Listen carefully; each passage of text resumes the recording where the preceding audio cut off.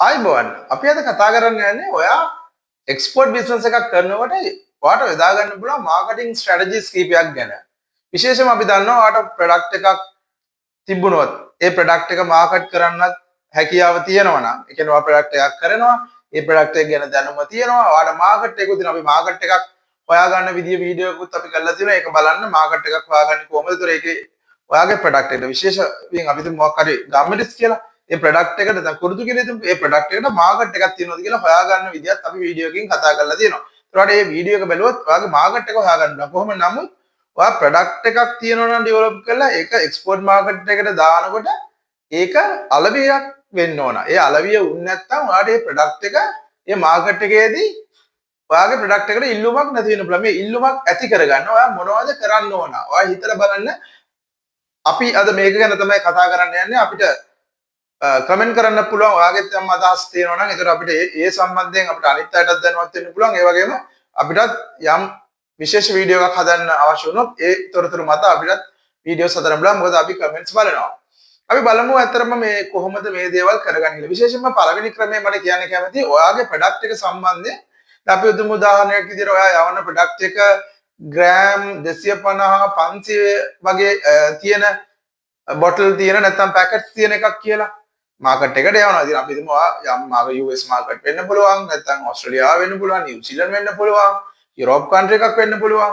මේ මොන රටකට යවුවත් ඒ ප්‍රොඩක්ට් එක අපි හිතමු 250 ග්‍රෑම් 250 පැක් එකක් හරි බොටලයක් හරි නැත්නම් 500 එකක් හරි පැක් එකක් හරි බොටලයක් හරි මේ විදිහට යවනවා නම් ඒ ප්‍රොඩක්ට් එක ගැන මිනිස්සුන්ට දැනගන්න අවශ්‍යතාවයක් තියෙනවා. ඒ කියන්නේ මේ ප්‍රොඩක්ට් එක හොඳද කියලා. දැන් සාමාන්‍යයෙන් අපි දන්නවා අපේ ලංකාවේ ප්‍රොඩක්ට්ස් ගුණාත්මක භාවයෙන් හොඳ ප්‍රොඩක්ට්ස් තියෙනවා. ඒවා ගුණාත්මක භාවය වගේම ඒවල හරි මිලකට අපි සපයන්නත් වෙනවා. සාමාන්‍ය මිල වැඩි වුණාම ගන්න අපි දන්නවා ඔක්කොම ඩිමාන්ඩ් ඇන්ඩ් සප්ලයි වගේ තියරි එක තමයි බලපාන්නේ. මිල වැඩි වුණොත් ඉල්ලුම සැපි මේ කියන්නේ ඉල්ලුම අඩු වෙනවා. ඒ වගේම තමයි සැපිම වැඩි වුණොත් මොකද වෙන්නේ? මිල අඩු වෙනවා. කොහොම නමුත් අපි මේක බැලන්ස් කරන් යන්න ඕනේ. හැබැයි අපේ ප්‍රොඩක්ට් එක ඒ මාකට් එකේදී අපි තුමු එක සුපර් මාකට් එකකට දාන්න කියලා. ඒ සුපර් මාකට් එකේ වාගේ ප්‍රොඩක්ට් එක අනිත් තරංකරුවා අතර කොහොමද අපි විකුණ ගන්න සෙල් කරගන්නේ කියන ප්‍රශ්නේ තමයි අපිට එන්නේ. අපිට කරන්න පුළුවන් එක ස්ට්‍රැටජි එකක් තමයි ඔයා අපි හිතමු දැන් අර කිව්ව විදිහට 250 500 වගේ පැකට් හරි බොටල් වගේ යවන්නේ කියලා අපි යවනවා ග්‍රෑම් 50 වගේ නැත්නම් ග්‍රෑම් 30 වගේ අන්න ඒ වගේ සාම්පල් ටිකක් යවන්න පුළුවන් අපිට. සාම්පල් යවලා ඒ ප්‍රොඩක්ට් එක බයි කරන්න. කියන්නේ අපි සුපර් මාකට් එකට හරි ඒ වගේ මාකට් එකක් තීරණය කරනවා නම් අපි සුපර් මාකට් එක ටාගට් කරලා කරනවා කියලා. ඒ සුපර් මාකට් චේන් එක සුපර් මාකට් කිව්වොත් ඒ රටේම තියෙන සුපර් මාකට් චේන් එකට මොකටද දාන්න පුළුවන්. ඒතර ඒ සුපර් මාකට් එකට අපි යවනවා අර විදිහට ග්‍රෑම් 30ක විතර සාම්පල් වගේක්. එතකොට ඒවා අපි මේ ප්‍රොඩක්ට් එක බයි කරනකොට කියන්නේ බයි කරන්න එන අපි හිතමු දැන් අපේ ප්‍රොඩක්ට් එක අලුත් ප්‍රොඩක්ට් එකක් කියලා. ඒතර වෙන වෙන ප්‍රොඩක්ට් බයි කරන්න ගැනුම්කරුවෝ එනවා.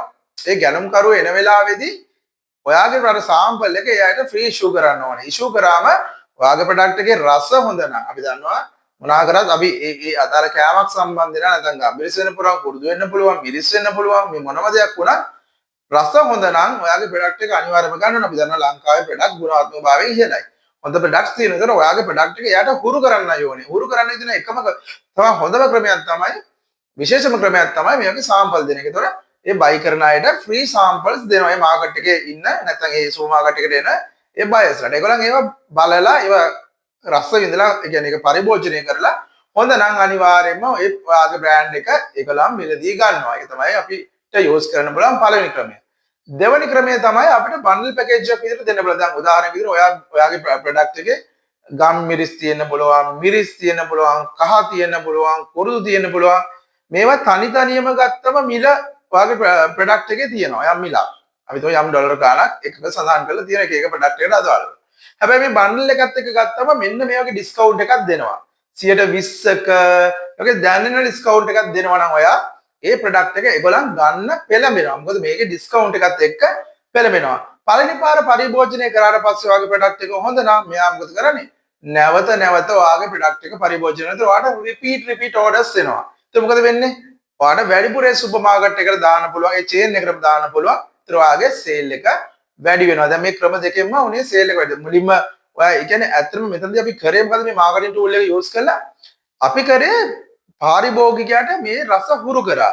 හුරු කරලා මේ ප්‍රොඩක්ට් එක ඔලුවට දාලා කියන්නේ මේ බ්‍රෑන්ඩ් එක එයාගේ ඔලුවට අපි ඇතුල් කරා මෙන්න මේ බ්‍රෑන්ඩ් එක ගත්තොත් හොඳයි කියලා. කියන්නේ එයා රස විඳලා මේකට කැමති කියලා. එතකොට ඔන්න ඔය ක්‍රම දෙක විශේෂ ක්‍රම දෙකක් සාම්පල් ඉෂු කරන එකත් ඒ වගේම බන්ඩල් විදියට දෙන එකත්. තව ක්‍රමයක් තමයි අපිට විශේෂයෙන්ම මේ කියන්නේ ඕගනික් ආහාර පරිභෝජනය කරනවා නම් අපිට පුළුවන් ඒ ඕගනික් ලාංඡනයේ තියෙන ප්‍රොඩක්ට්ස් අපිට දාන්න. දාලා ඒ බ්‍රෑන්ඩ් එකට ඒ ඕගනික් සර්ටිෆිකේෂන් එකට ඒක යූස් කළාත් අපිට ඒ වගේ ක්ලයන්ට් බේස් එකක් අපිට සොයා ගැනීමේ හැකියාව දෙන. කියන්නේ ඒ කියන්නේ ඕගනික් ප්‍රොඩක්ට් බලන අය බලනවා මේ තුන්වෙනි පාර්ශවයක් විදිහට සනාථ කරලා දෙන උදාහරණයකට USDA සර්ටිෆිකේෂන් එක තියෙනවා නම් ඒකට කැමති අය බයි කරනවා. අපි USA යවනවා නම් USA ඕගනික් සර්ටිෆිකේෂන් එක තියෙනවා නම් බයි කරනවා. ඒ වගේ අපි අන්නේ ඒ වගේ ටූල්ස් තමයි යූස් කරන්න ඕනේ මේ සේල්ස් වැඩි කරගන්න. ඉතින් මම හිතනවා මේ වීඩියෝ එක අපි එක්ස්පෝර්ට් මාකට් එකේ කොහොමද වගේ සේල් එකක් ඇති කරගන්නේ, ප්‍රොඩක්ට් එකට ඉල්ලුමක් ඇති කරගන්නේ සම්බන්ධයෙන් තමයි කතා කරේ. මම හිතනවා මේක ඔයගලන්ට පැහැදිලි ඇති කියලා.